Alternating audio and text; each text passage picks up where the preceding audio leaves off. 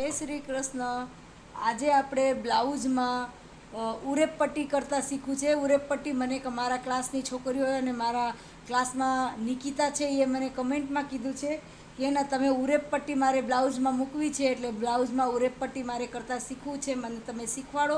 એટલે ઉરેપ પટ્ટી એકદમ સરળ છે, એકદમ સરળ રીતથી કટિંગ કરવાનું છે ને એકદમ સરળ છે.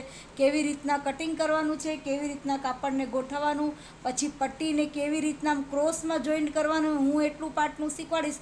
પછી પટ્ટીને જોઈન્ટ કરીને અને પટ્ટીને મૂકતા હું તમને નેક્સ્ટ પાર્ટમાં શીખવાડીશ. એટલે આમાં હું તમને ખાલી હજી પટ્ટી કટિંગ કરતા અને પટ્ટીને કેમ ક્રોસમાં રાખવાનું ને એ હું તમને શીખવાડીશ. તમે જુઓ અને મારી વિડીયો તમને ગમે તો લાઈક કરો, સબસ્ક્રાઈબ કરો, શેર કરો, કમેન્ટ કરો. હાલો હવે આપણે એમાં જોઈએ. જો આ સીધું આવી રીતના કપડું, એમાં ઓરસ ચોરસ કાપડ હોય, કેમ કે બ્લાઉઝમાં આપણે ઉરેપ પટ્ટી મૂકતા હોય એટલે નાની નાની પાતળી પાતળી આપણે પટ્ટીઓ જ નીકળે. એટલે એ પટ્ટીમાં કેવી રીતના આપણે ગોઠવાનું ને એ હું તમને શીખવાડું.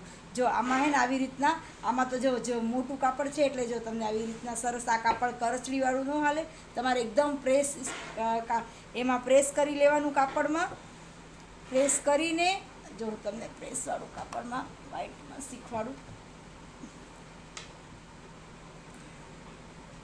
જો આવી રીતના એમાં ઉરેપ કોને કહેવાય ને એ હું તમને શીખવાડું કે ઉરેપ પટ્ટી કોને કહેવાય. જો ઓરસ ચોરસ છે આવી રીતના, જો આમ છે, આ આખું બોક્સ જ છે. જો સમજ્યા, આ આખું થઈ ગયું આ ઓરસ ચોરસ. હવે એમાં આપણે આવી રીતના વચ્ચેથી એકદમ સરળ છે, વચ્ચેથી આવી રીતના આમ કરીને એક ઇંચથી 1.25 ઇંચ સુધી, કેમ કે હજી આપણે એને મૂકતા ન આવડે ને, હું તો 1 ઇંચનું કરું પણ 1.25 ઇંચનું, એટલે એકદમ વ્યવસ્થિત તમારી ગોઠ છે ને એકદમ વ્યવસ્થિત થાય.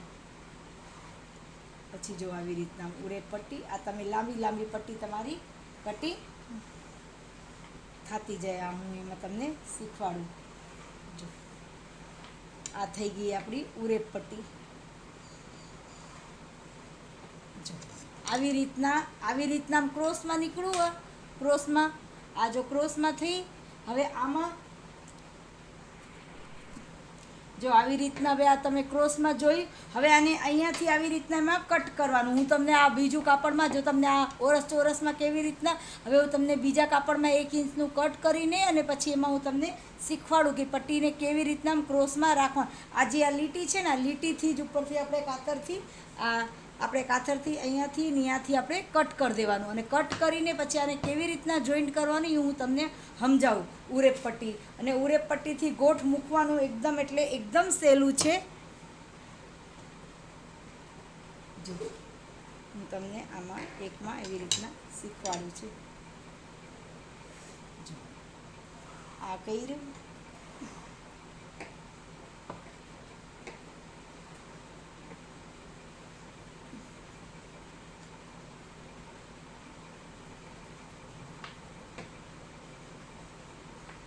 થઈ ગયું. જો આ પટ્ટી થઈ. હવે આને આપણે આમ કરીને આને પહેલાં લીટીને કટ કરી લેવાનું. એમાં આપણે એકદમ પાતળી દોરી પલટવાની હોય ને તો એમાં ઉરેપ પટ્ટીમાં જ કરવાની. એટલે ઉરેપ પટ્ટીમાં કરેલી દોરી ગોઠ બધું જે તમે મૂકો ને, એકદમ પાતળી પાઇપિંગ અને એકદમ સરસ પાઇપિંગ નીકળે. હું તમને ગળામાં કેવી રીતના ગોઠ પટ્ટી ગોઠવાનું મૂકવાનું હું તમને બધું શીખવાડીશ. જો હવે આ થઈ ગયું. આવી રીતના જો આ ક્રોસ, હવે આમાં જે આ ક્રોસ છે ને, જો આ અહીંયા ક્રોસ કર્યું છે ને,